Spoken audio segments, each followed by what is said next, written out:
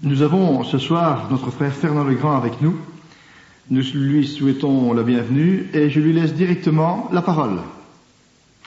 Je remercie les organisateurs de cette rencontre de ce soir et je suis très sensible, mes frères et sœurs, à l'honneur qui s'y attache. Pour ne pas perdre de temps, je vais entrer tout de suite dans le vif du sujet. Vous savez que le titre qui a été donné, c'est « Je me suis trompé ». Je ne m'étendrai pas ce soir sur ma conversion à Jésus-Christ.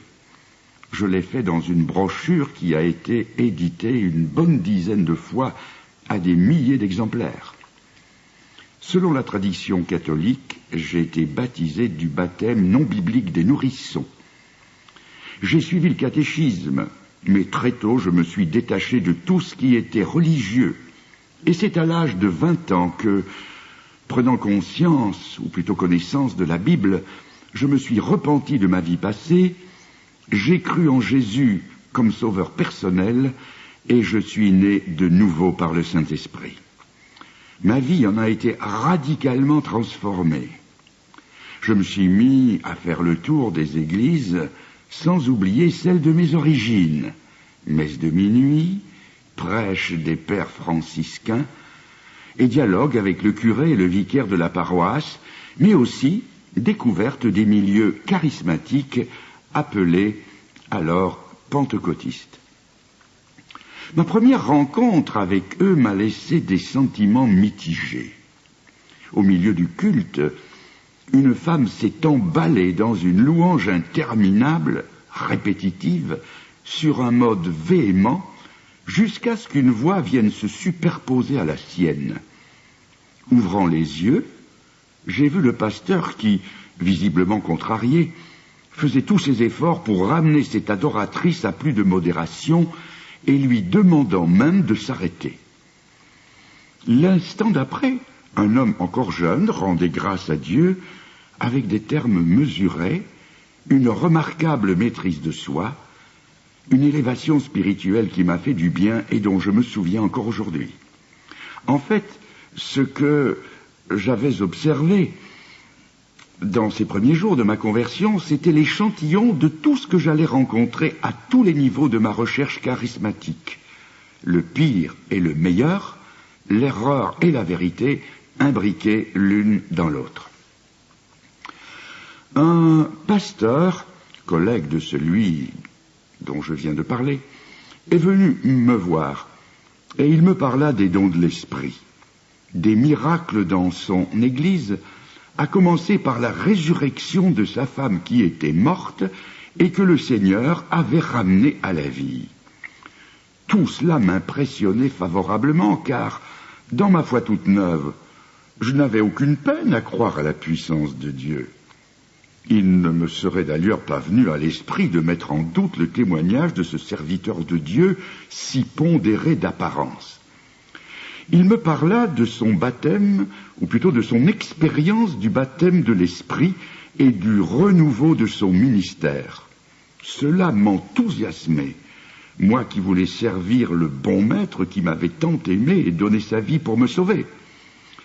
Il poursuivit en me disant que certains, qui avaient tant de peine à donner un message à l'Église, après leur baptême du Saint-Esprit, voyaient des phrases imprimées défiler devant leurs yeux.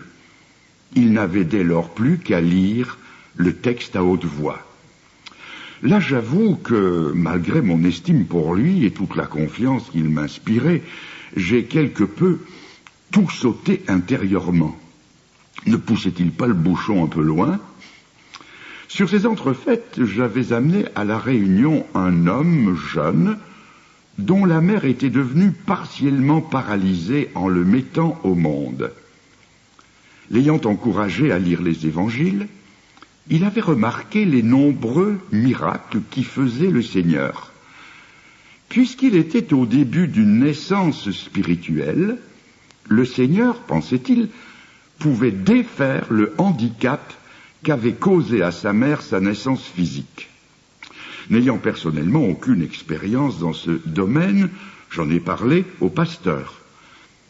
qui n'a fait aucune difficulté pour venir exercer son don spirituel de guérison envers cette femme. Un rendez-vous fut pris, et il redit à cette femme et à son mari qui était présent ce qu'il m'avait dit quelques semaines plus tôt. Je voyais naître la foi sur le visage de ces gens. On pouvait voir qu'ils croyaient. Oui, ils croyaient. Ils croyaient en ce message de puissance, de délivrance, de guérison et de salut. Le pasteur, le fils de la maison et moi, nous nous sommes alors mis à genoux pour prier intensément. Puis, il imposa les mains en priant au nom de Jésus pour la guérison de cette femme. Et quand il dit « Amen », le bras de cette femme resta inerte, complètement inerte. Comme si de rien n'était, il continua à parler et dirigea l'entretien sur la cigarette, c'est-à-dire sur ce qui tenait encore ce jeune homme en recherche de salut. Et il lui en attribua l'échec. Ce jeune saisit alors son paquet de cigarettes. D'un geste violent, il s'en sépara en le jetant dans la poubelle. Il tomba à genoux et demanda pardon à Dieu à haute voix. L'obstacle qui empêchait le don de s'exercer étant écarté, nous nous mîmes à nouveau à genoux pour prier. Au nom de Jésus, il imposa de nouveau les mains avec force parole d'autorité. Son deuxième Amen, comme le premier, telle la prière des prophètes de Baal en 2 Rois, chapitre 18, verset 29, sa prière ne fut suivie d'aucune réponse ni signe d'attention. Et moi qui l'avais recommandé à ces gens, quelle confusion était la mienne! Moi qui n'avais jamais constaté un seul échec de guérison dans la vie et le ministère des serviteurs de Dieu de la Bible, je voyais cet homme qui se disait leur successeur et qui avait su gagner ma confiance, je le voyais m'embarquer dans le plus cuisant des échecs au nom d'un Seigneur victorieux qui reste le même hier, aujourd'hui, éternellement. Mais le pire était encore à venir. Voyant notre immense déception à tous, il s'adressa à la femme et il lui dit ceci. Madame, quand je vous imposais les mains, n'avez-vous rien ressenti? Non, fit sa réponse, non. Madame, réfléchissez bien. Tandis que je priais pour vous, n'avez-vous vraiment pas ressenti quelque chose dans votre bras? Non. Mais encore une fois, pas la moindre petite sensation? Si, suggestionnée à ce point, sollicitée à donner une réponse tant soit peu positive, elle ne pouvait que dire un « si » qui en fait n'était qu'un « non ».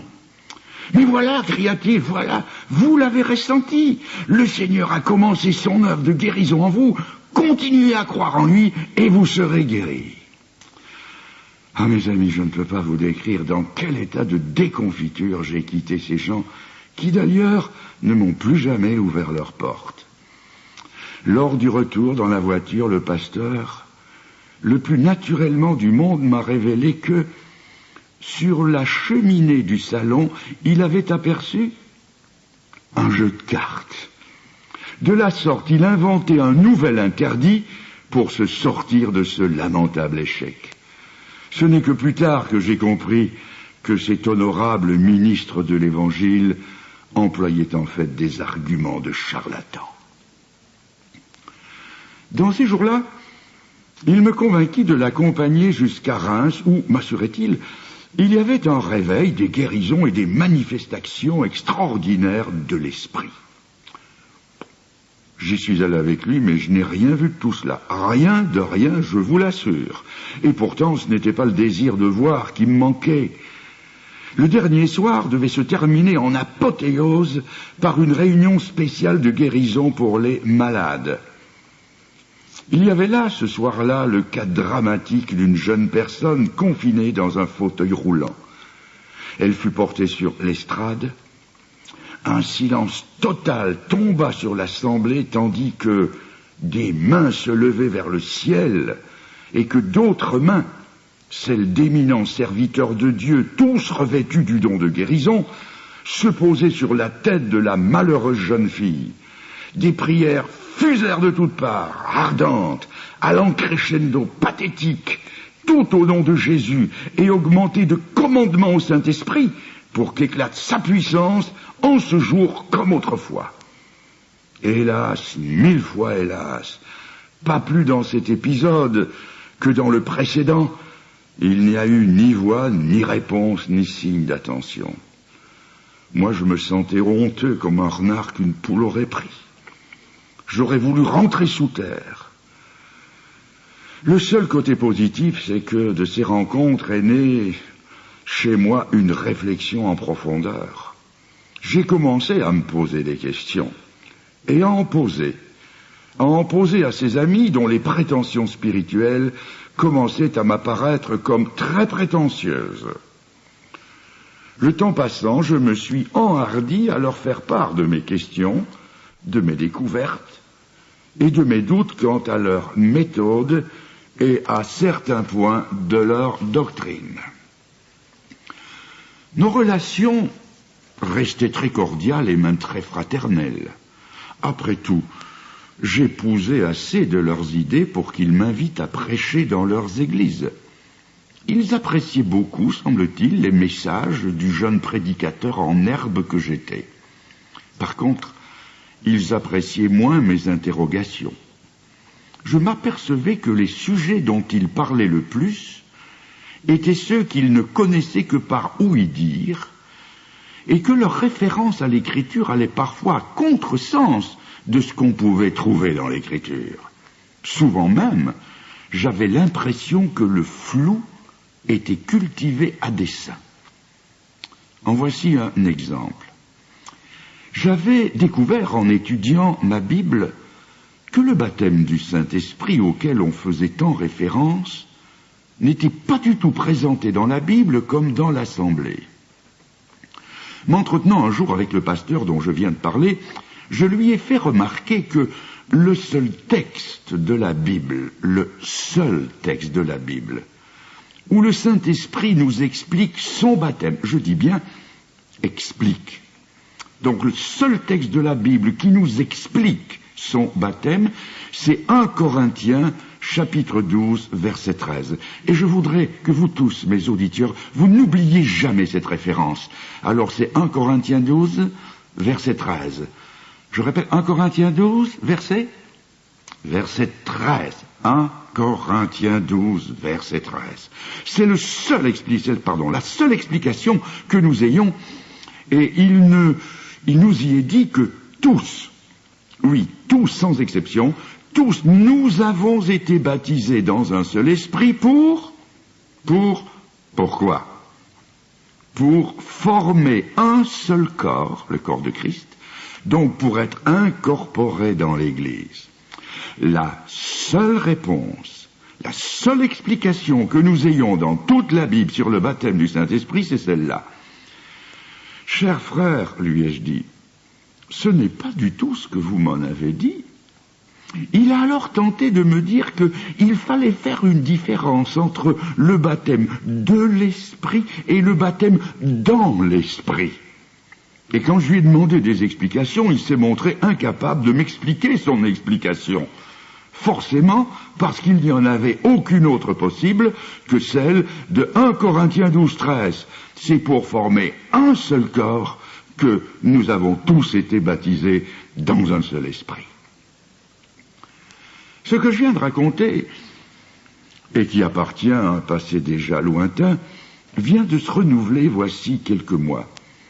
Je suis entré en correspondance avec le plus connu des charismatiques de France, obligé de reconnaître dans un premier temps la clarté de l'exposé que je venais de faire sur le texte de 1 Corinthiens 12, 13, qui est, je le répète, la seule explication que le Saint-Esprit nous donne de son baptême, à savoir l'expérience première du croyant de la nouvelle alliance, c'est-à-dire être mis dans le corps de Christ. il m'a textuellement écrit ceci. Écoutez bien. Mais bien sûr que nous sommes, dès notre conversion, immergés dans le Saint-Esprit pour former le corps de Christ, y être ajoutés. Mais bien sûr que nous sommes, dès notre conversion, immergés. Or, vous savez que baptiser veut dire immerger. Donc, il admettait que c'était la première expérience de tous ceux qui se convertissent. Ils sont immergés dans le Saint-Esprit. Il m'a écrit cette phrase et, sans le savoir, il venait de mordre à l'hameçon. Quand je lui ai dit que je publierais sa réponse dans un prochain livre, je finirai bien par le dire, dans un prochain livre, il voulut rattraper l'irrattrapable et me répondit par retour du courrier que je n'avais pas compris sa réponse. Il me fournit alors environ 10 lignes d'explication tellement emberlificotées que je mets n'importe qui au défi de comprendre. Ces explications brouillonnes ne respiraient pas du tout la transparence ou l'honnêteté intellectuelle. J'en reviens donc à mes premières années et à mes premières découvertes. Le pasteur dont j'ai fréquenté l'assemblée, sentant sans doute que le terrain de son baptême du Saint-Esprit devenait mouvant, ne m'en a plus jamais reparlé. C'est plutôt le parler en langue qui nous a occupés. Il était le spécialiste, moi le novice. C'est lui qui m'a initié au secret de cet étonnant don de l'esprit. Ce qu'il m'en révélait était passionnant. Selon lui, quand dans la communion intime avec Dieu, on ne parvient plus à suivre ses émotions avec la langue maternelle, l'esprit s'empare de notre langue pour nous élever d'un ou de plusieurs degrés jusqu'à parler miraculeusement dans des langues non apprises qui pouvaient être la langue des anges. C'est à ce point précis que mon enthousiasme s'est dégonflé, car je dus lui demander pourquoi ces langues que l'on entendait n'avaient rien d'angélique, mais vraiment rien, au point que dans mon fort intérieur, je pensais que, vous me pardonnerez, n'est-ce pas, que si les anges ne parlaient pas mieux que ça, moi je parlais mieux qu'eux. Un peu surpris par la réplique, il passa sans transition des anges aux sauvages, en me disant que ça pouvait être aussi des langues des indigènes de Bornéo, du Mato Grosso en Amazonie ou de l'Afrique centrale. Moi je peux paraître irrévérencieux, mais je me suis demandé vers quel hémisphère le Saint-Esprit nous embarquait. Je ne me suis jamais accommodé de cette réponse.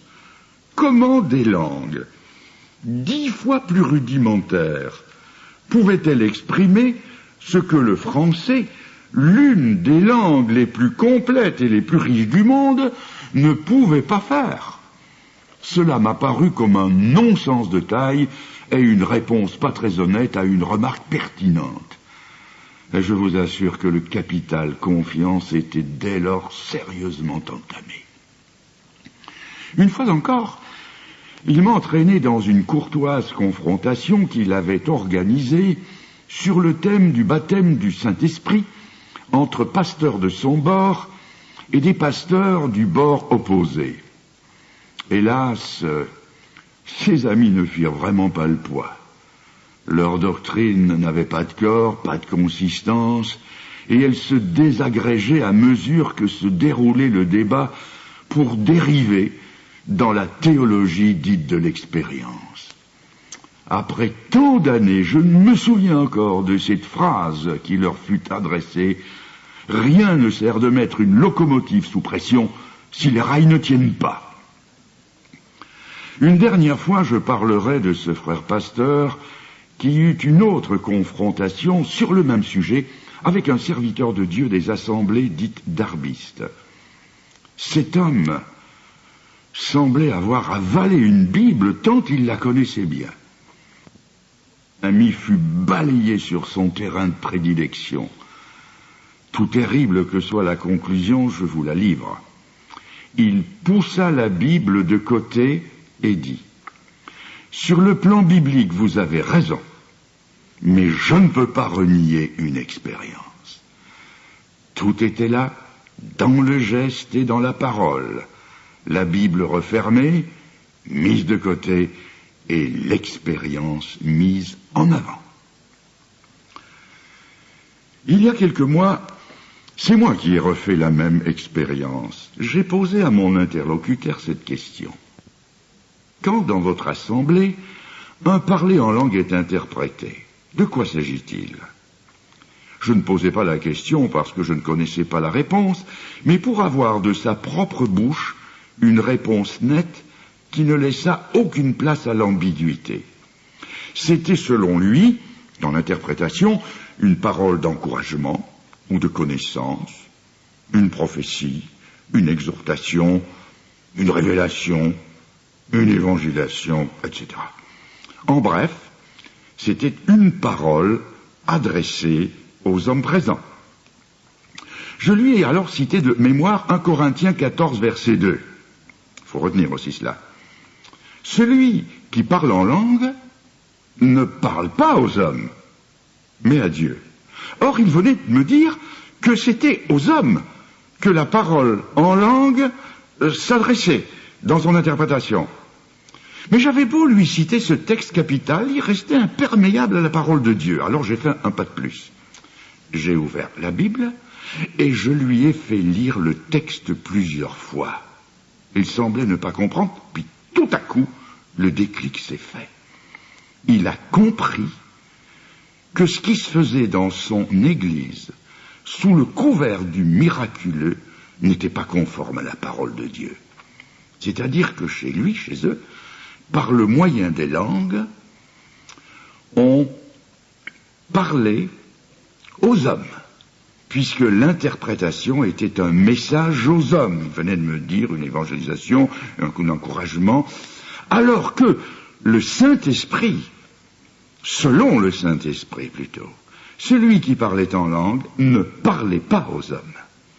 Acculé dans cette impasse, il ne lui restait plus que le sable mouvant de ses expériences. Je lui ai demandé, que choisissez-vous, la Bible ou les expériences? Sa réponse fut celle que vous devinez. Il choisit l'expérience contre la parole de Dieu. Il y a quelques années de cela, un pasteur charismatique m'invita à faire une campagne d'évangélisation dans son église. Un jour, il me dit qu'une sœur de l'église avait, en aparté, parlé en langue en sa présence. Il ajouta qu'il y avait discerné comme un message pour lui-même. L'occasion était trop belle pour ne pas la saisir. Je lui dis, comment peux-tu réconcilier une parole en langue qui t'aurait été adressée avec la Bible qui dit en 1 Corinthiens 14, 2, « Celui qui parle en langue ne parle pas aux hommes mais à Dieu. » Tu n'es pas Dieu. C'est comme si je lui avais asséné un coup de massue sur la tête. Il ne put rien répondre et il n'essaya même pas de le faire. Il venait de découvrir une vérité qu'il n'avait jamais vue et qui le contredisait. Savez-vous que même Donald G., le maître à penser du pentecôtisme, dit clairement que, à la Pentecôte, les merveilles de Dieu qu'on entendit ce jour-là, n'étaient pas adressées à la foule, mais à Dieu. Et en Acte 10, au verset 46, on les entendait encore, et il est dit ils glorifiaient Dieu, ils ne parlaient pas aux hommes. En 1 Corinthiens 14, versets 15 et 16, rien d'autre dans le parler en langue n'apparaît que la louange et la prière. Au verset 2 du même chapitre, la clarification totale est faite. Celui qui parle en langue ne parle pas aux hommes. Quand j'ai dit ces choses à un pasteur charismatique, il m'a répondu d'un air abattu.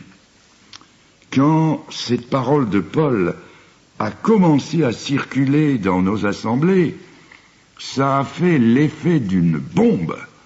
Mais l'idée n'a pas été retenue, car il aurait fallu admettre que tout ce qui s'était fait jusqu'ici était faux. Terrible aveu. Et pourquoi ne pas rectifier plutôt que de demeurer dans l'erreur? Oui, mais alors, il faudrait tout repenser et surtout confesser que ce miraculeux parler en langue et son interprétation n'étaient que de la fabrication humaine. Je connais 2 communautés qui ont eu le courage de le faire. Pourquoi pas la vôtre, ou vous-même, si ce message arrive jusqu'à vous, s'il vous parvient. Avant d'aller plus loin, il faut que je vous raconte une petite anecdote de l'époque de ma jeunesse où mes connaissances bibliques ont été mises à l'épreuve. J'étais en compagnie de frères consacrés et avancés dans la foi. Chacun connaissait bien sa Bible et nos entretiens s'y rapportaient toujours. Le plus âgé posa la question: quand a-t-on parlé en langue pour la première fois?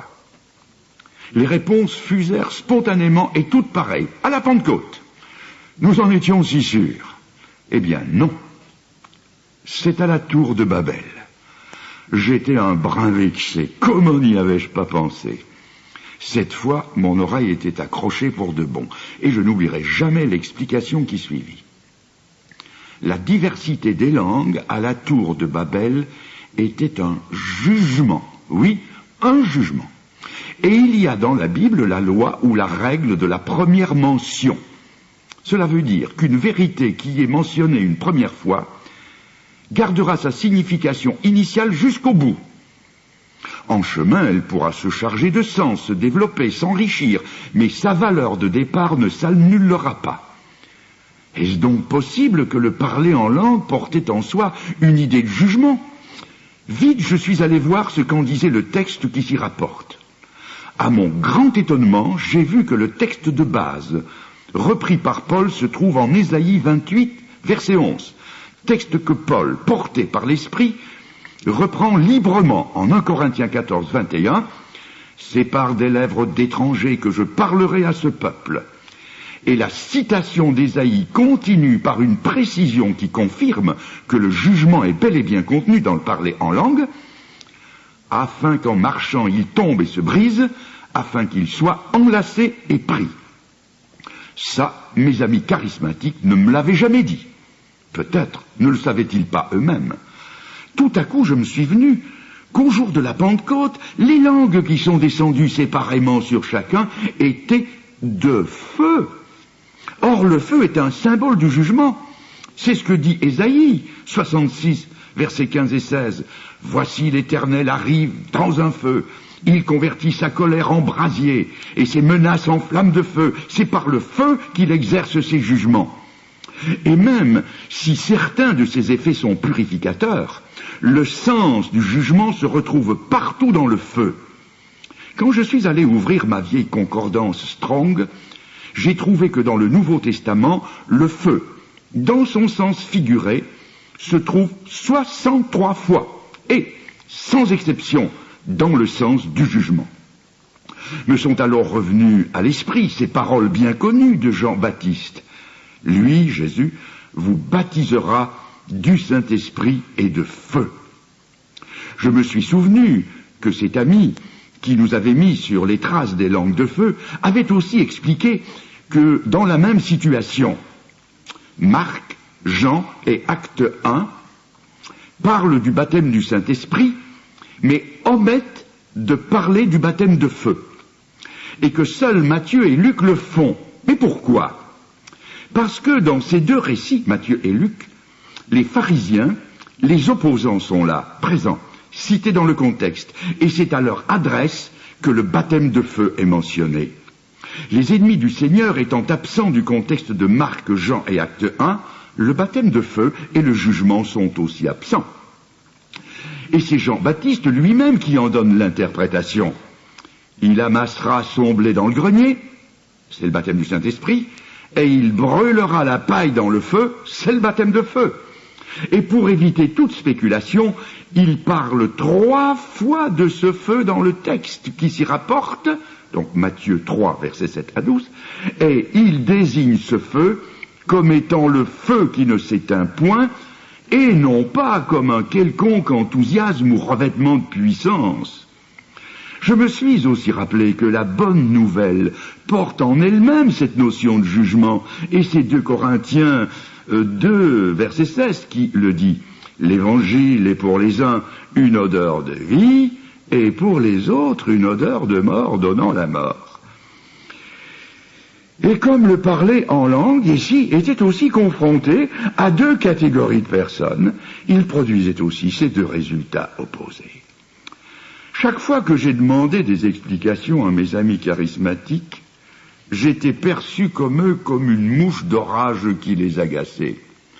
Plus mes questions se faisaient pointues et précises, moins ils avaient de réponses. Je sentais qu'on commençait à me craindre et à m'éviter. Et pourtant, je ne sollicitais encore que des explications, comme par exemple, quand vous parlez en langue tout seul chez vous, en privé, où est la notion du jugement?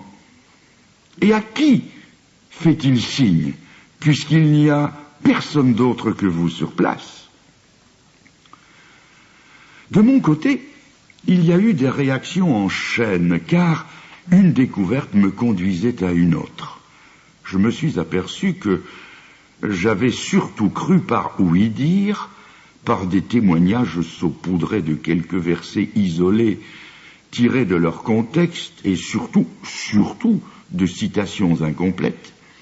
J'ai donc décidé de prendre la Bible à bras-le-corps, c'est-à-dire à la lire avec soin, à les glaner en dehors du champ charismatique et à écouter ce que d'autres avaient à dire sur le sujet. J'ai donc été à l'une ou à l'autre de leurs retraites ou conventions avec l'espoir d'y trouver une réponse solide à ma recherche du vrai but, le but du parler en langue, et des raisons de leur non-parler en langue. Mes questions, là aussi, restaient sans réponse satisfaisante. Je les trouvais d'une navrante ignorance sur le sujet. C'était le vide biblique aussi grand chez eux que chez les tenants de la doctrine. Les uns parlaient en langue sans trop savoir pourquoi, et les autres ne savaient pas pourquoi ils ne parlaient pas en langue. Personne ne semblait pouvoir m'aider à avancer dans ma recherche. Il y avait bien, de part et d'autre, des réponses à l'emporte-pièce, mais c'était d'une rare indigence. Et les quelques livres que j'ai pu consulter à l'époque étaient plus empreints de parti pris que de connaissances bibliques. Je dois maintenant dire qu'arrivé à ce stade, l'inquiétude commençait à me gagner justement à cause des hésitations, des tergiversations, des atermoiements de mes amis charismatiques qui en étaient réduits à se cacher derrière une muraille de non-réponse. Il ne fallait plus poser de questions. Poser des questions devenait un péché. C'était douter du Saint-Esprit. Le Saint-Esprit parlait chez eux beaucoup plus qu'ailleurs, en tout cas, c'est ce qu'ils prétendaient. Et tant de gens prophétisaient par l'Esprit que mes questions sur ce qu'ils disaient me reléguaient dans l'indésirable minorité des questionneurs du Saint-Esprit. Mais n'était-ce pas là une copie de l'Église catholique, où le magistère infaillible, augmenté de l'interprétation pseudo-unanime des pères de l'Église, interdit au petit peuple des fidèles d'oser poser une question sur les enseignements les plus antiscripturaires de cette Église? Mais voilà, à mesure que je lisais les Écritures, de nouvelles questions sur ce qu'on m'avait dit surgissaient d'elles-mêmes. Et en voici une autre. Beaucoup se reconnaîtront peut-être dans ce qui suit. Dans ma jeune vie chrétienne, on m'avait dit que le parler en langue était, pour le croyant que j'étais devenu, le signe indiscutable de l'entrée dans cette deuxième expérience qu'est le baptême du Saint-Esprit. Quelle ne fut pas ma surprise de lire en 1 Corinthiens 14, 22, retenez cela aussi, 1 Corinthiens 14, 22, les langues sont un signe, non pour les croyants, mais pour les non-croyants, ou les incrédules, selon une certaine version. Là, je suis tombé des nues. Je n'en croyais pas mes yeux, car on ne m'avait jamais dit ça. toujours l'accent avait été mis sur le parler en langue comme signe pour le croyant de son édification personnelle et de celle des autres croyants, de sa deuxième expérience, de sa communion avec Dieu, de son accès aux autres dons de l'esprit, etc. J'étais comme le Titanic au moment où l'iceberg lui est entré dans le flanc. Tout ce qu'on m'avait dit sur le sujet allait couler. Comment encore prier en langue tout seul chez soi, puisque les incrédules, les non-croyants, à qui le signe est destiné, ne sont pas là? Ce serait comme jouer au tennis sans balle, ou bien tout seul dans sa chambre, faire mine d'imposer les mains à des malades qui ne seraient pas là, sous prétexte qu'on aurait un don de guérison. J'ai tout à coup compris pourquoi, dans ce chapitre 14, le Saint-Esprit fait dire à Paul que dans l'Église, où en général il n'y a que des croyants, il est préférable de ne dire que 5 paroles compréhensibles plutôt que 10 000 en langue. Mathématiquement, cela veut dire qu'il vaut 2000 fois mieux ne pas y parler en langue que d'y parler. C'est vrai que si quelqu'un dit qu'il préfère 5 chats à 10 000 chiens, c'est qu'il ne veut pas de chiens. Mes questions devenaient de plus en plus embarrassantes pour mes amis. Ils devaient se dire, mais où va-t-il les chercher? C'était là dans les versets dont ils se réclamaient le plus. Mais ils ne semblaient pas les voir encore. Ce qui m'inquiétait au plus haut point, c'est qu'ils n'avaient aucun argument biblique à me proposer. Ce que j'attendais, de leur part, c'était une réponse solide, qui me vienne en aide, et surtout qui tienne la route. Tout ce qu'on trouvait à me répondre, c'est que Paul avait dit « Je désire que vous parliez tous en langue ». Mais quand on m'a dit cela, je venais de lire que Paul avait dit aux mêmes Corinthiens, au chapitre 7 et verset 7, à propos du célibat, « Je voudrais que vous soyez tous comme moi, c'est-à-dire célibataires ». Cela gênait ceux à qui je proposais cette énigme, car ça veut dire que tous ceux qui veulent le parler en langue devraient aussi vouloir le célibat. C'est en disant ces choses qu'hélas, on peut perdre des amis, et j'en ai perdu quelques-uns de cette façon. Entre-temps, je connaissais mieux ma Bible. Et certains voulaient me montrer que, contrairement au célibat, tous devraient parler en langue. J'ai donc ouvert ma Bible en 1 Corinthiens 12, les versets 29 et 30, et à cet ami, je lui ai montré, je lui ai demandé plutôt de lire avec moi. Tous sont-ils apôtres? Non, bien sûr, qu'il m'a répondu. Tous sont-ils prophètes? Non. Tous sont-ils docteurs? Non. Arrivé là, il a refusé d'aller plus loin. Il venait de voir où le texte allait le conduire à lire. Tous parlent-ils en langue? Et la réponse ne pouvait être que non. 3 fois, j'ai essayé de reprendre le texte et 3 fois, il a refusé d'aller plus loin. Il est parti fâché. Il refusait la vérité qui était tout bonnement que comme tous n'étaient pas appelés au célibat, tous non plus ne parlaient pas en langue. Mais pourquoi refuser de voir ces choses? Et si même on s'est trompé, est-ce une honte de l'avouer? Avec ma voiture, dans mes nombreux déplacements, il m'est arrivé plusieurs fois de faire marche arrière. En Roumanie, où j'ai été pour prêcher l'évangile plusieurs fois, et où sur les routes les panneaux sont rares, j'ai fait une fois plus de 20 kilomètres avant de me rendre compte que je m'étais trompé. J'ai rebroussé chemin. La pire chose qui pouvait m'arriver, c'était de persister sur une fausse voie. Avec la doctrine biblique, c'est la même chose. J'ai plusieurs fois dû rectifier mon point de vue. Il n'y a aucune honte à désapprendre une chose si elle a été mal apprise ou si elle a été mal enseignée. Ce qui m'a éclairé sur le sujet, c'est quand j'ai trouvé quel était le but, je dis bien le but du parler en langue. J'en ai fait part à beaucoup d'amis qui tâtonnaient comme moi. il est clairement dit que le parler en langue était un signe pour les incrédules. Mais qui étaient ces incroyants? Je me demande encore aujourd'hui comment je n'ai pas vu la réponse plus tôt. C'était là écrit noir sur blanc dans le contexte immédiat, dans le verset qui précède. C'est par, je le lis, c'est par une autre langue, des lèvres d'étrangers, donc parler en langue, que je parlerai à ce peuple. Et quel est ce peuple à qui le Saint-Esprit fait ici référence? Il n'y a qu'une réponse, le peuple juif. Dans le Nouveau Testament, l'expression « ce peuple » se rencontre 12 fois, et sans exception, ces 12 citations font référence aux Juifs et aux Juifs seuls. Tout s'est éclairé en moi.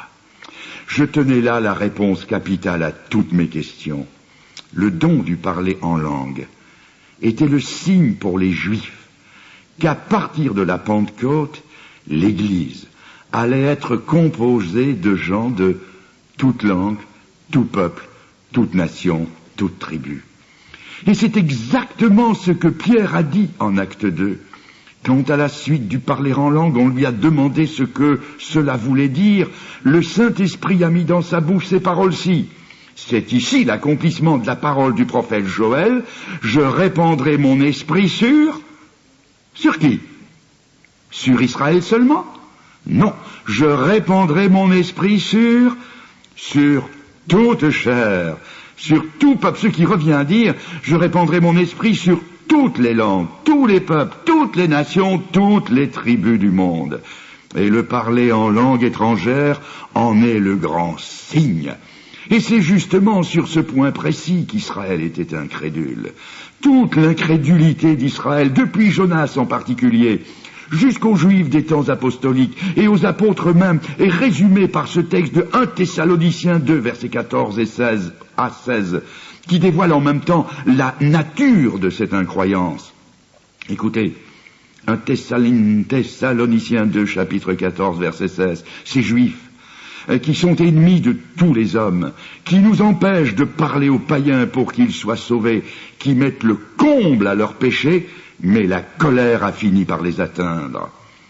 Le grand moyen que le Saint-Esprit a employé pour les convaincre que le corps de Christ était désormais composé de juifs et de non-juifs, c'était non seulement la nappe pleine d'animaux impurs que Pierre a vu descendre du ciel, mais aussi et surtout le grand signe du parler en langue, qui voulait dire la même chose, que tous les païens désormais, à commencer par Corneille, le capitaine italien, tous les gens du monde avec une langue étrangère à la langue des Juifs, pouvaient avec leur langue ou leur dialecte particulier, comme à la Pentecôte, non seulement publier les merveilles du Dieu d'Israël, mais encore et surtout faire partie du corps de Christ qui est l'Église. Ô profondeur de la richesse, de la sagesse et de la science de Dieu, s'écrira l'apôtre Paul, et il ajoute en Éphésiens 3, verset 8, « À moi qui suis le moindre des saints, cette grâce m'a été accordée d'annoncer aux païens les richesses incompréhensibles de Christ. » C'était tout simplement ça, le but du parler en langue. Et quand on l'a compris, toute la vérité sur le sujet s'harmonise. Je pose une question. Où sont les Juifs aujourd'hui? Ceux à qui le signe composé de langues étrangères faisait signe? Où sont ceux qui devaient être convaincus de l'universalité de l'offre du salut?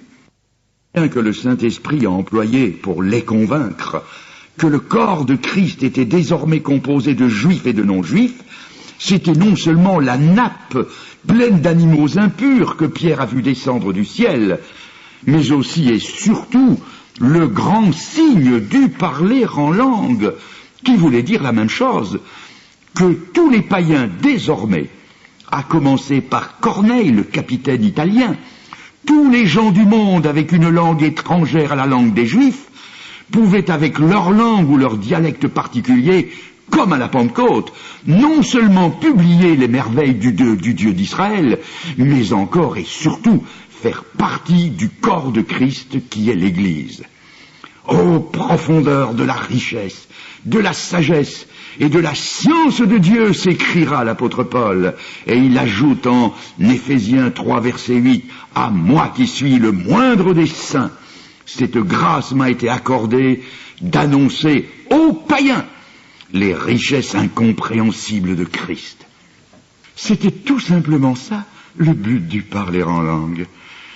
Et quand on l'a compris, toute la vérité sur le sujet s'harmonise. Je pose une question. Où sont les Juifs aujourd'hui? Ceux à qui le signe composé de langues étrangères faisait signe? Où sont ceux qui devaient être convaincus de l'universalité de l'offre du salut? Et s'ils ne sont plus là, à quoi peut bien rimer un signe qui ne fait plus signe à personne? Car personne aujourd'hui, dans quelque pays du monde où il vit, ne conteste plus que le salut de Dieu a débordé Israël et s'est étendu jusqu'aux confins de la terre habitée. N'est-ce pas là la raison qui va conduire Paul à nous dire par le Saint-Esprit en 1 Corinthiens 13 que les langues cesseront ou ne continueront plus?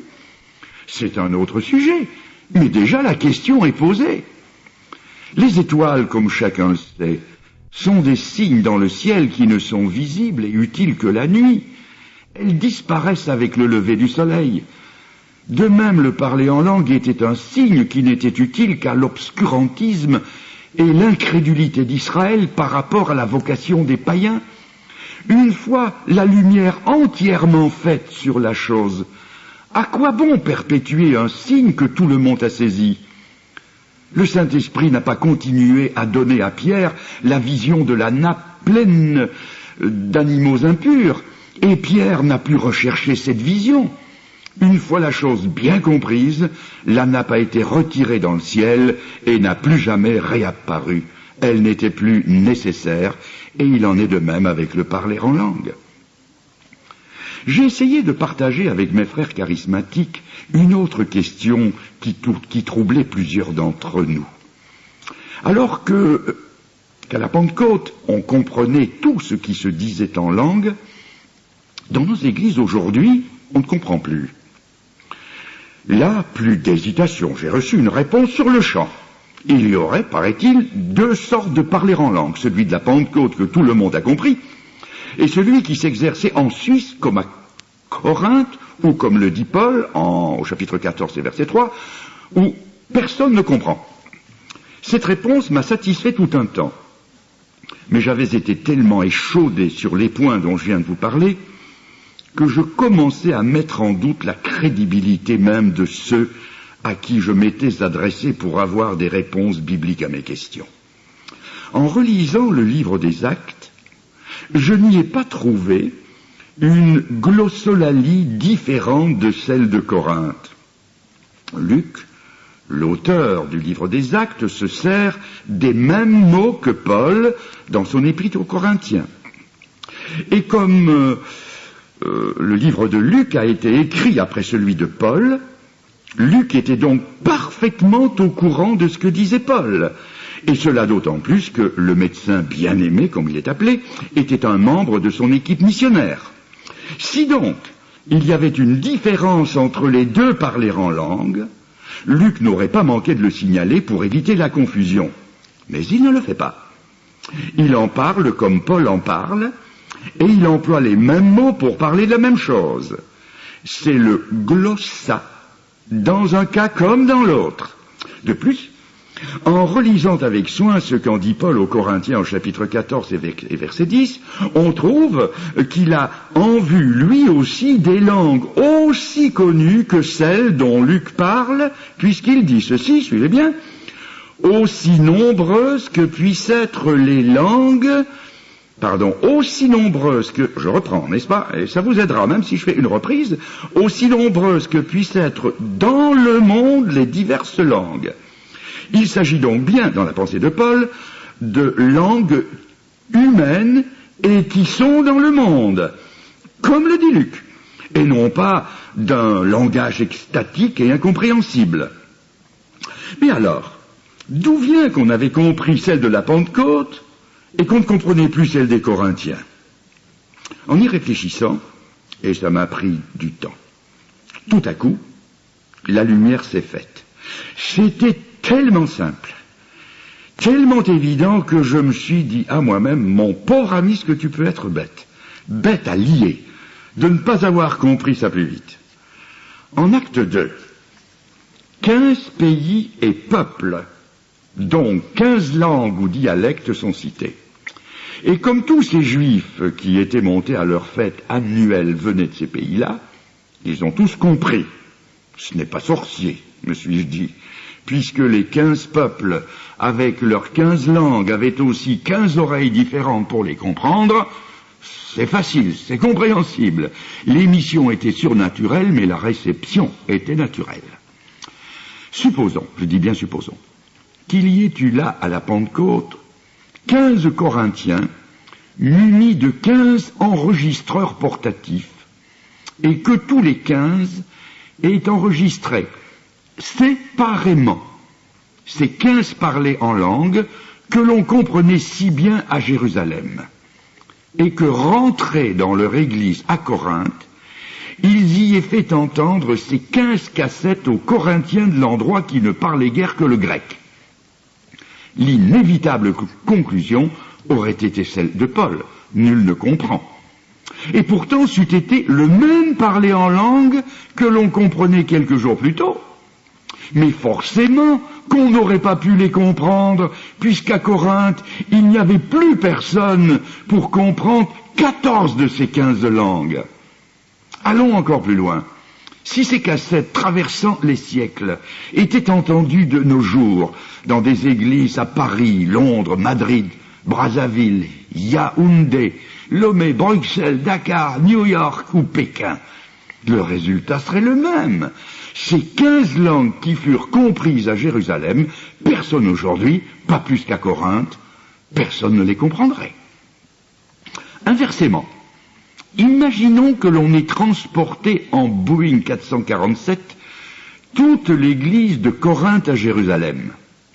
De tout ce qui s'est dit ce jour-là en langue, tous ces Corinthiens, auraient compris les paroles dites miraculeusement dans leur langue, le grec. Mais ils n'auraient rien compris des 14 autres langues, forcément. Et si le grec n'avait pas été au programme du Saint-Esprit ce jour-là, ils n'auraient rien compris du tout. C'est précisément ce qui se passait dans leur église à Corinthe. C'était dans d'autres langues que le grec qu'on y parlait en langue.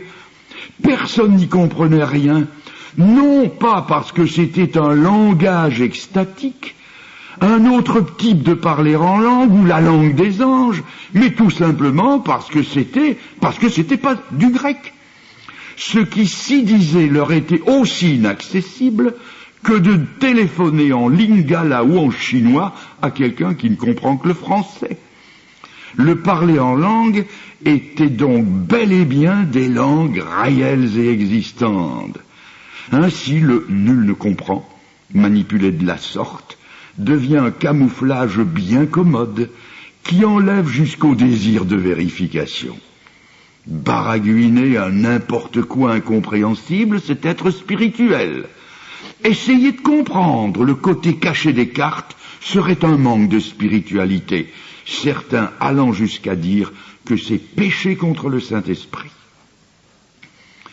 Avec ma manie de tout ramener à l'écriture, j'ai trouvé que le Saint-Esprit nous avait au contraire donné un merveilleux moyen de vérification pour savoir d'une façon infaillible si ces étranges parlais en langue qu'on voulait me faire passer pour bibliques étaient authentiques. Quelques années avaient passé. Je connaissais ma Bible beaucoup plus en profondeur. Si certains de mes amis charismatiques prenaient ombrage de mes questions et se distançaient de moi, je gardais néanmoins de bons contacts avec d'autres. J'étais devenu évangéliste itinérant et ils m'invitaient pour des conférences dans leurs églises. En privé, je leur demandé, et je le fais encore, je leur demandais des explications sur le don d'interprétation qui devait rendre compréhensible ce qui n'avait pas été compris dans le parler en langue. Ils étaient assez confus quand je leur demandais pourquoi, dans la majorité des cas, le don de parler en langue n'était pas suivi de l'interprétation exigée au verset 28 du chapitre 14. Une des excuses était qu'il n'y avait pas d'interprète ce jour-là. Ils restaient sans voix quand je leur faisais remarquer ce qu'enseignait le Saint-Esprit. S'il n'y a pas d'interprète, qu'on se taise. Il fallait donc s'assurer avant de parler en langue, et non pas après, s'il y avait interprète ou non. Et dans le cas où il n'y avait pas d'interprète, de ne pas permettre le parler en langue. Ils connaissaient tous ce texte, mais ils étaient comme étonnés que j'ose le leur rappeler. Ils me donnaient la nette impression de ne pas vouloir obéir à cette Bible dont ils se disaient les plus ardents défenseurs. Il arrivait parfois même que tout le monde parlait en langue, tous ensemble, ce qui est aussi contraire à la Bible. Récemment encore, j'ai demandé à un frère responsable pourquoi il avait violé ouvertement le commandement du Seigneur. Car selon le verset 37 du chapitre 14, la première aux Corinthiens, c'est un commandement. Un commandement qui dit au verset 27, « En est-il qui parlent en langue que 2 ou 3 au plus parlent, chacun à son tour, et que quelqu'un interprète. » Il ne trouva rien à me répondre. Mais je sais qu'il n'a pas modifié sa façon de faire, montrant par là la petite estime dans laquelle il tient la parole de Dieu. Il en a plein la bouche, ça oui, mais en réalité, elle lui tient très peu à cœur.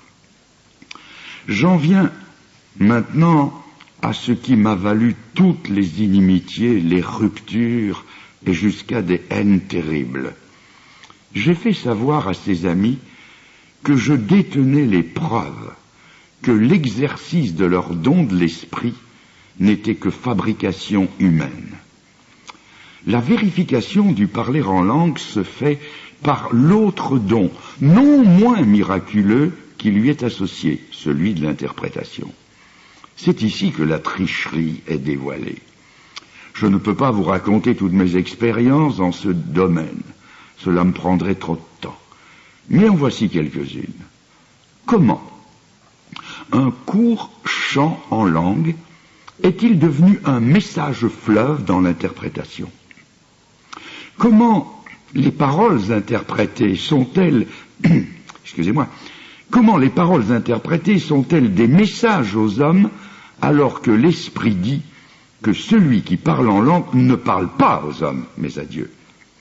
Comment m'a raconté ce colonel de l'armée du salut en congé en France? Comment ma louange dite en lingala, celle de mon chant de mission, a été prise pour un parler en langue et a donné une interprétation qui n'avait rien à voir, ni de près ni de loin, avec ce que je venais de dire? De quelle oreille, personnellement, quelle oreille attentive n'ai-je pas écouté ce parler en langue, heurté, saccadé, incompréhensible, au cours duquel on surgit 3 fois en italien un Spiriti Santi, qui n'a pas réapparu dans l'interprétation. Le Saint-Esprit, qui était censé l'avoir inspiré dans le parler en langue, l'aurait-il oublié dans l'interprétation? Et surtout, quelle horreur de découvrir que Spiriti Santi est la mise au pluriel de l'unique personne du Saint-Esprit, c'est-à-dire la paganisation de sa divine personne. N'est-ce pas là le blasphème contre le Saint-Esprit? Un cher ami espagnol, dans une assemblée de France, a prié le Notre Père dans sa langue maternelle. Il en est sorti une interprétation qui était tout sauf le Notre Père. Tout ceci était plus que suffisant pour m'éclairer sur la nature frauduleuse de ces 2 charismes. Mais j'ai poussé la vérification plus loin. J'ai demandé à un frère écossais, ayant l'accent typique de son pays, de me mettre 2 fois de suite et en anglais le Notre Père sur enregistreur. J'avais aussi 2 autres parlés en langue interprétés qui avaient été pris sur le vif dans l'Assemblée. Je suis allé chez des frères charismatiques très modérés pour qui la fraude et les excès n'existent que chez les autres charismatiques, pas chez eux. Personne dans l'Église ne met en doute leur conviction, leur sincérité et surtout pas leur don d'interprétation. Après avoir prié avec eux, je leur ai demandé d'écouter l'enregistrement et de me l'interpréter. Cela fut fait sans objection ni réticence. Hélas, 1000 fois hélas, rien ne ressemblait à l'original. Le Notre Père en anglais s'est transformé en un message d'encouragement en français. Il y a quelques années, j'ai été personnellement la cible de 2 exhortations en langue, ayant trait à une même situation. Selon les sentiments cultivés, ces paroles dites divines étaient toute consolation dans un cas et toute condamnation dans l'autre. Est-ce sérieux? Récemment, j'ai proposé ceci à chacun des 2 hommes les mieux en vue dans les cercles charismatiques de Suisse et de France. C'est tout récent. Voici ce que je leur ai écrit. Nous prendrons chacun 2 témoins et nous nous rendrons ensemble au culte dans une église charismatique où l'on exige, c'est le contraire de néglige, où l'on exige l'interprétation à tout parler en langue, et où on ne nous connaît pas, ni vous ni moi. Puisque vous croyez à l'authenticité et à l'actualité de votre don des langues, vous êtes tenu de croire à l'égale authenticité du don d'interprétation. Dans le culte, vous parlerez mon baragouin, et moi je parlerai votre charabia. Et vous constaterez que de ces 2, rien du tout, sortiront 2 pseudo-interprétations 100% évangéliques au niveau des paroles, mais aussi fausses quant à leur origine que les extraordinaires paroles de la pythonisse d'Acte 16, qui pouvaient aussi dire « Ces hommes sont les serviteurs du Dieu Très-Haut et ils vous annoncent la voie du salut ». Ayant constaté la fraude, nous rédigerons ensemble un rapport que nous signerons avec nos témoins respectifs. Et nous enverrons à toutes les églises du monde francophone cette lettre de constatation. Il ne faut pas être devin pour deviner la suite. C'est qu'il n'y a pas eu de suite. Aucun de ces 2 poids lourds du monde charismatique n'a osé se risquer à la plus simple et la plus loyale des vérifications. Peut-on encore se parer du beau nom de chrétien quand on n'a même pas le courage des prophètes de Baal, qui eux ont accepté le défi du prophète Élie? Vous comprenez pourquoi ces amis me fuient. Non parce que sur le sujet j'ai une opinion qui n'est pas tout à fait la leur, mais parce que je leur fournis le moyen de se prouver à eux-mêmes qu'ils sont dans l'erreur. C'est ce qu'ils ne me pardonnent pas. Cette parole du Seigneur Jésus est hélas toujours vraie. Ils ont préféré les ténèbres à la lumière. Puisque je viens d'évoquer le Seigneur Jésus, parlons de lui. Ce qui me turlupinait depuis longtemps déjà, c'était la découverte que notre bien-aimé maître n'avait jamais parlé en langue. Quel coup de tonnerre dans mon ciel bleu! Car ceux en qui j'avais confiance savaient ces choses, mais ils évitaient d'en parler. En fait, ils me cachaient cette vérité. Quand j'ai posé la question, le plus honnête a admis la chose, et il a dit sur un ton défaitiste mais sincère, « C'est vrai, Jésus n'a jamais parlé en langue. » Aujourd'hui encore, au moment où je vous parle ce soir, je lui sais gré de son honnêteté. Mais comme il semblait triste d'admettre la chose, et ça se comprend, car cela l'obligeait moralement à en tirer des conséquences qui allaient à contre-courant de ce qu'il pratiquait. Mais là où ma déception fut immense, et où ses amis charismatiques ont définitivement perdu ma confiance, c'est quand, pour couvrir cette incontournable évidence, ils m'ont donné 2 réponses qui se contredisaient et qui m'ont prouvé leur mauvaise foi. Excusez-moi, j'ai un chat dans la gorge. Le premier a osé me dire que si Jésus n'avait jamais parlé en langue, il l'admettait donc, si Jésus n'avait jamais parlé en langue, c'est parce qu'il était parfait et qu'il n'avait donc pas besoin de s'édifier. Triste échappatoire en vérité. Pourquoi donc Jésus a-t-il exigé que Jean-Baptiste lui administre le baptême de repentance, puisqu'il n'avait pas besoin de repentance? C'était, comme il le dit, pour accomplir ce qui était juste et utile que nous sachions.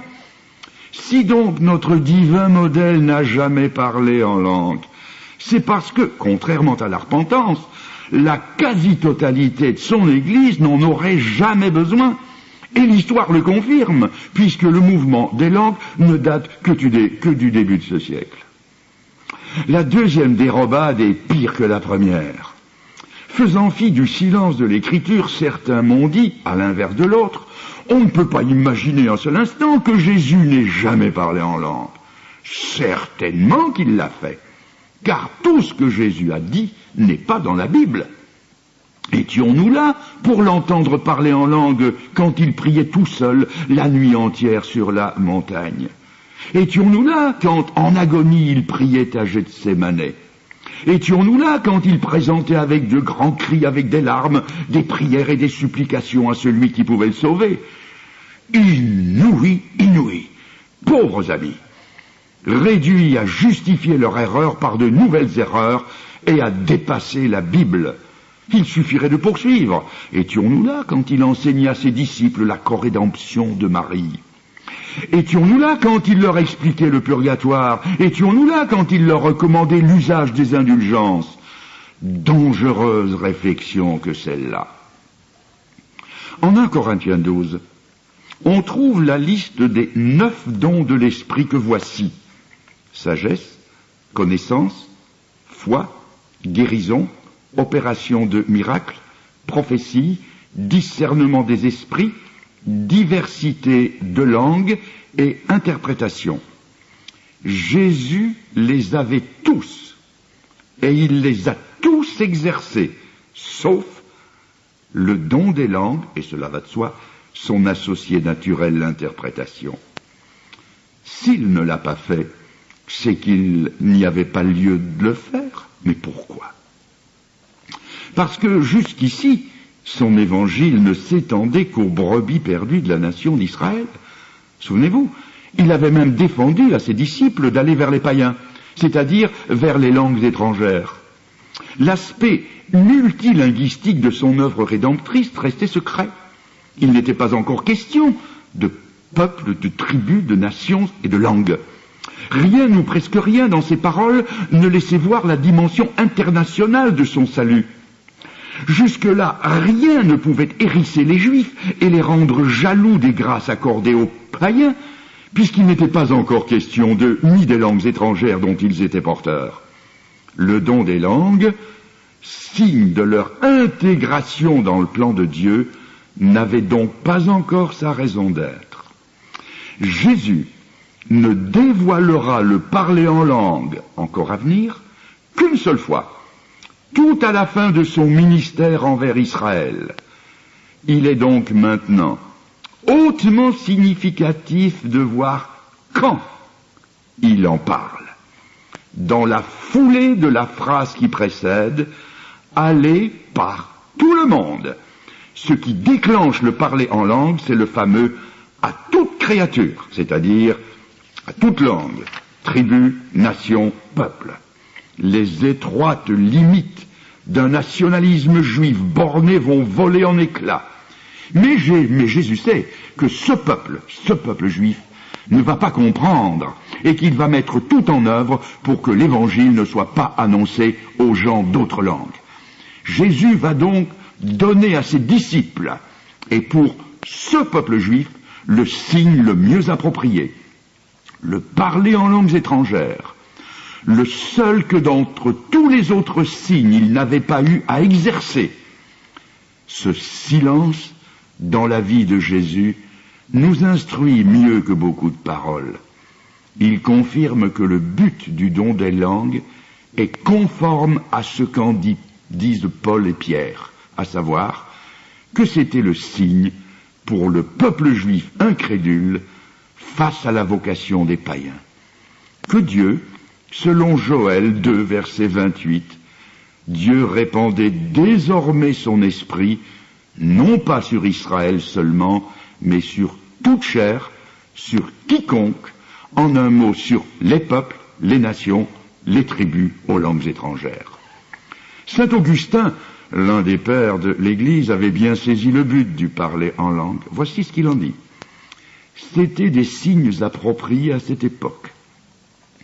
Ils étaient destinés à annoncer la venue du Saint-Esprit chez les humains de toute langue, pour démontrer que l'Évangile devait être annoncé à toutes les langues de la terre.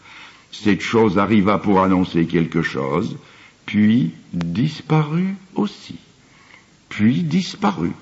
C'est aussi ce que le Saint-Esprit confirme en 1 Corinthiens 13, 8.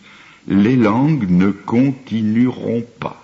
Forcément, le but étant atteint, et personne ne contestant plus depuis des siècles que l'Église est composée de gens de toutes langues, le signe en langue étrangère ne fait plus signe à personne.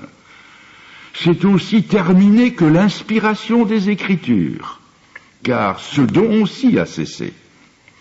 Maintenant, si vous lisez avec soin 1 Corinthiens 13, et là je vous demande votre attention, vous verrez que Paul ne parle pas, comme certains le croient, que de 3 choses, non? Il parle de 6 choses. Connaissance, langue, prophétie, foi, espérance, amour. De ces 6, l'Esprit dit que les seules qui ne cesseront pas sont les 3 dernières. Foi, espérance, amour. La foi, l'espérance, l'amour, ces 3-là vont continuer jusqu'au retour de Christ. Si donc, de ces 6, seules les 3 dernières demeurent, cela veut dire que ce sont les 3 premières qui ne demeurent pas, forcément, et parmi elles, les langues. Il est impossible d'être plus clair. Persister à nier la disparition précoce de ces 3-là, c'est faire dire au Saint-Esprit, 6 choses demeurent jusqu'à la venue de Jésus. Le Saint-Esprit a dit 3. Il faut choisir. J'ai dû choisir entre ce que disait le charismatisme et ce que disait le Saint-Esprit. Et ce choix, personnellement, je l'ai fait. Le serpent d'airain fabriqué par Moïse l'avait été sur l'ordre de Dieu, n'oublions pas, et avait servi à des milliers de personnes. C'était un don divin que le Seigneur allait évoquer dans son mémorable entretien avec Nicodème, dans l'évangile de Jean chapitre 3. Ce serpent de cuivre, les Israélites l'avaient pieusement conservé pendant des siècles. Savez-vous ce qu'en fit le bon roi Ézéchias? Écoutez, je lis. Il mit en pièces le serpent d'airain que Moïse avait fait, car les enfants d'Israël avaient jusqu'alors brûlé des parfums devant lui. C'était pourtant le même serpent qu'autrefois. Ce n'était pas une copie truquée, une imitation du vrai. Contrairement au parler en langue actuelle, c'était le vrai, le bon, l'original. L'usage initial, qui consistait à le regarder, s'était même étoffé et enrichi avec le temps. Sous le couvert de l'attachement à Dieu, il avait fini par prendre la place de Dieu et était devenu une idole comme les autres. On peut être sûr que celui qui a dénoncé l'usage falsifié et périmé du serpent n'a pas fait l'unanimité autour de lui. Les partisans du serpent pouvaient, à l'appui de leur foi, invoquer des données bibliques, historiques et à n'en pas douter expérimentales. Il pouvait arguer que le Dieu qu'il avait donné ne change pas parce qu'il reste le même hier, aujourd'hui, éternellement. Que ce qui s'était passé au désert pouvait encore se passer de leur jour. Que la puissance de Dieu n'avait pas changé et que surtout, pas un seul mot n'était dit concernant la fin de son action, de son usage et de son utilité. En fait, les exercices spirituels qui gravitaient autour de cette relique étaient devenus une abomination. Pour beaucoup de mes ex-amis charismatiques, les langues sont aussi une relique qu'ils portent dans leur cœur, dont ils parlent sans cesse et à laquelle ils vouent une dévotion sans borne. Ils essaient de la défendre en disant que c'est le Dieu qui ne change pas qui l'a donné. Mais Dieu avait aussi donné le serpent d'airain pour une occasion précise, pour un temps limité. Au-delà de ce temps, ils devenaient périmés comme des médicaments qui ont dépassé la date limite d'utilisation et qui en deviennent dangereux. C'est ce qui s'est passé avec le serpent. Leur vie spirituelle en a été infectée, et Ézéchias a dû couper dans le vif. Lorsque le serpent d'airain leur a été retiré, beaucoup ont vu leur ardeur spirituelle décliner, car ils n'avaient plus rien de tangible à quoi se raccrocher. J'ai aussi compris pourquoi certains se cramponnaient au parler en langue avec une sorte de frénésie. Leur vie spirituelle était si pauvre, si peu fondée sur la Bible, que s'ils perdaient ça, il ne leur restait plus rien. Il est temps de finir. J'espère ne pas avoir été trop long. Oui, ça fait mal de s'apercevoir que ce qu'on a cru, ce pourquoi on a combattu et à quoi on s'est accroché est en train de couler et de vous entraîner au fond. Mais ce qu'il y a de plus dur, c'est de reconnaître que les autres avaient raison. Au fond, c'était mon moi, mon orgueil qui en prenait un sacré coup. Quand on croit qu'on a reçu plus que les autres, cela vous donne un agréable petit sentiment de supériorité.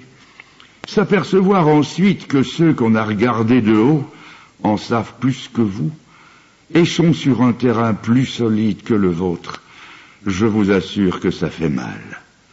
C'est ce qui s'appelle se faire étriller. J'ai compris pourquoi les chevaux chatouilleux n'aiment pas qu'on les étrille et qu'il leur arrive de ruer des quatre fers. Je croyais, moi aussi, avoir quelques bonnes ruades en réserve.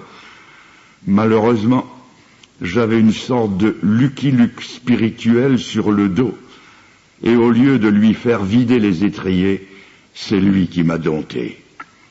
C'était un rodéo d'où je n'avais aucune chance de sortir vainqueur. Les textes de la Bible qu'on m'avait cachés, ou sur lesquels j'avais glissé si légèrement, m'entraient maintenant dans les flancs comme des éperons. Et ce qui n'a rien arrangé, c'est que ceux que j'appelais à l'aide n'avaient aucune base théologique sérieuse à me présenter.